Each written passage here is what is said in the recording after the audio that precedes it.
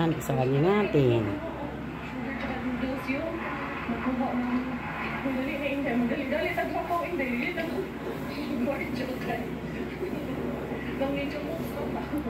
Ayan, napuno din, sakto. Ayan, ngayon, sarado na natin.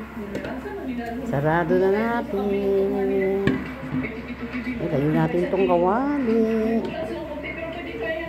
Isil natin siya ng sarado natin siyang maigi para may stock.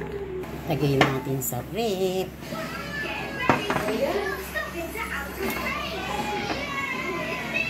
Ayan yung pickles natin, yung cucumber. Lagay naman natin yan dyan sa rep. Kahit ilang araw di yan masisira. O yun lang. Thank you for watching. Bye-bye.